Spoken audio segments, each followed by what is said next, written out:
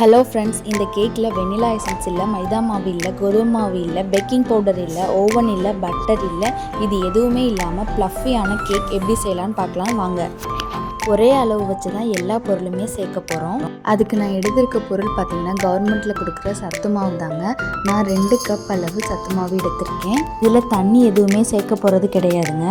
நான் 2 கப் சத்து மாவு எடுத்துருக்கிறதால 2 முட்டை உடச்சி ஊற்றிக்கிறேன். நீங்கள் வெஜிடேரியனாக இருந்தால் 1 கப் தயிர் சேர்த்துக்கோங்க. 1/4 கப் சுகர் சேர்த்துக்கோங்க. நீங்கள் சுகர் இல்லைன்னா நாட்டு சக்கரை கூட யூஸ் பண்ணிக்கலாம். பேக்கிங் சோடா, அதாவது ஆப்ப சோடா 3/4 டீஸ்பூன் எடுத்திருக்கேன். ஒரே மெஷர்மெண்ட்டு தான். நான் 1.5 கப் அளவு பால் சேர்த்துருக்கேன். வெனிலா எசன்ஸ் பதிலாக 3 ஏலக்காய் சேர்த்துருக்கேன். 1/4 கப் அளவு ரீஃபண்ட் ஆயில், 1 பிஞ்ச் அளவு உப்பு சேர்த்துக்கணும். ஒரு பிளெண்டர் வச்சு நல்லா மிக்ஸ் பண்ணி விட்டுருங்க. அடிகனமான பாத்திரத்தில் 1 ஸ்பூன் ஆயில் சேர்த்து நல்லா எல்லா பக்கமும் ஸ்ப்ரெட் பண்ணி விட்டுருங்க. ஆயில் தடவிருக்க பாத்திரத்தில் மாற்றிடலாம். இந்த மாதிரி மடிப்பாக வரணும். கன்சிஸ்டன்சி இப்படி தான் இருக்கணும். குக்கர் இல்லைன்னா கனமான பாத்திரத்தை ப்ரீ ஹீட் பண்ணி வச்சுக்கலாம். ஹீட் பண்ணதுக்கப்புறம் இந்த மாதிரி ஒரு ஸ்டாண்டு போட்டு நம்ம ரெடி பண்ணியிருக்க மிக்ஸை உள்ளே சேர்த்துடலாம். 1/2 hour பேக் ஆகணும். அப்போ தான் கேக் நல்லா வெந்து உப்பி வரும். எனக்கு 1/2 hour ஆச்சு.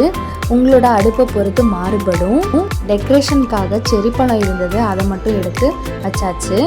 1/2 hour கழிச்சு கேக் நல்லா வெந்துருச்சு. இந்த மாதிரி ஒரு ஸ்பூன் விட்டு பார்த்தா தெரியும் வெந்துருச்சா இல்லையானே.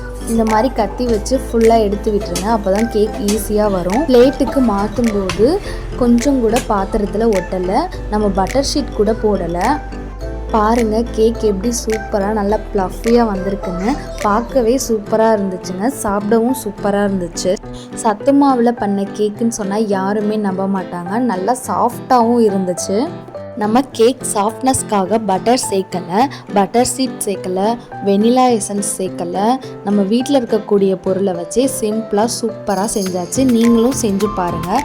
ரொம்பவே சாஃப்டாக நல்லா இருந்துச்சு. வீடியோ பிடிச்சிருந்தா லைக் பண்ணுங்கள், மறக்காமல் சப்ஸ்கிரைப் பண்ணிடுங்க. என்னோடய குழந்தைங்கள்ட்ட இந்த கேக்கு கொண்டு போய் கொடுத்தது ரொம்பவே ஹாப்பி ஆயிட்டாங்க.